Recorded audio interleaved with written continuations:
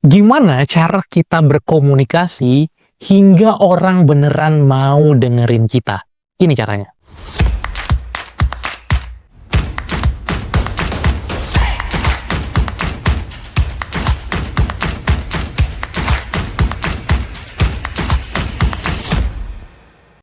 Hai, balik lagi bareng gue Umar di channel Pembelajar Produktif yang membahas seputar self-development dan productivity. Silahkan cek konten-konten lainnya di Instagram, TikTok, serta podcast di Spotify. Kali ini gue pengen cerita tentang komunikasi. Sebuah skill yang mau sampai kapanpun akan selalu berguna dan terus menjadi top skills.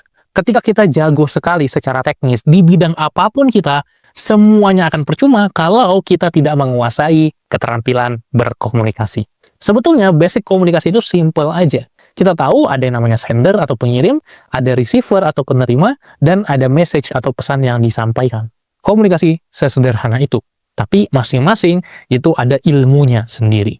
Dalam berkomunikasi, memang kita perlu merancang pesan yang bagus dan dikemas dengan bagus juga. Kita perlu memperhatikan diri kita sebagai penyampai pesan, bagaimana cara kita berbicara, bagaimana kita menggunakan artikulasi, tempo, emosi, vokal, termasuk body language kita. Bahkan dalam aturan Mehrabian ada pembagiannya, verbal, vokal, dan visual.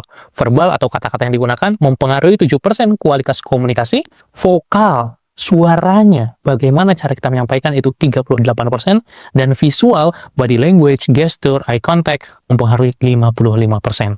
Jadi itu semua adalah dari sisi kitanya. Dan juga dari sisi audiensnya, dari sisi pendengarnya. Mereka juga perlu kita perhatikan. Apakah mereka siap menerima apa yang mau kita sampaikan? Kita perlu benar-benar memperhatikan ketiga hal ini. Nah, gue pengen share kali ini 4 hal yang bisa lo lakuin untuk mengoptimalkan keterampilan berkomunikasi. Yang pertama, cara yang paling basic dalam ilmu public speaking, berlatih di depan cermin dan rekam. Nah, tapi ada satu hal yang menurut gue menarik sekali. Konsepnya, kalau kita baru memulai, berlatihlah di depan cermin supaya kita terbiasa melihat diri kita dulu. Dan kita bisa ngomong, kita mau nyobain dulu. Tapi kalau lo udah nggak dasar lagi, gantilah cermin menjadi kamera. Berlatih di depan kamera.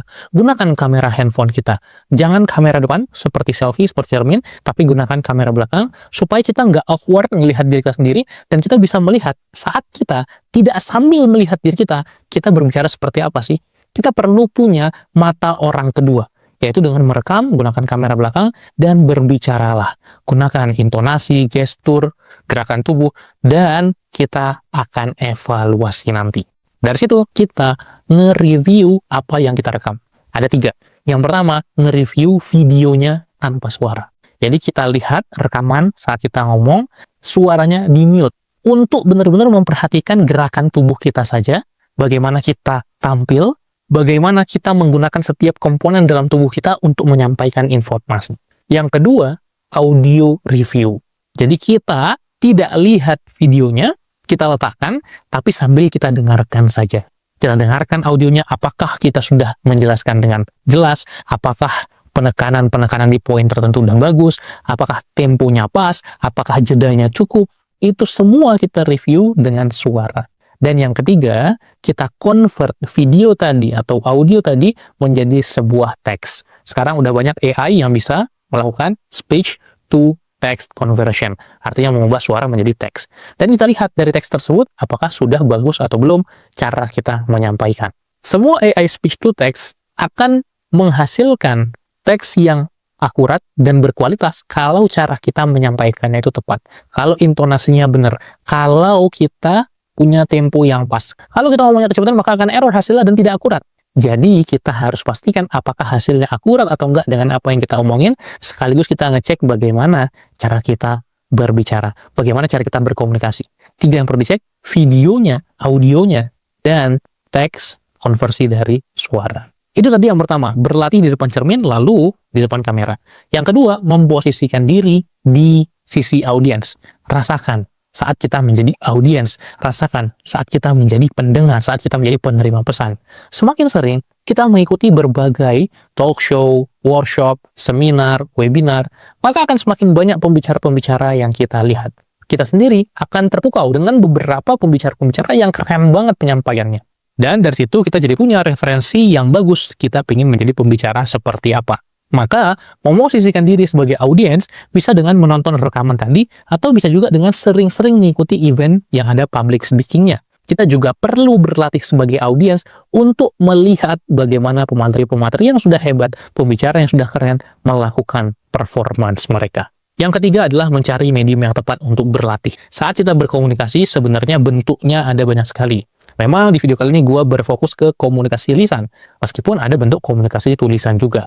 Gue berfokus ke bagaimana kita muncul langsung, padahal juga tidak ada gambar dan video, hanya suara saja seperti voice over, atau kita menulis blog, kita menulis artikel, kita membuat podcast tanpa video, sebagaimana yang sering gue lakuin. Dan termasuk video seperti ini.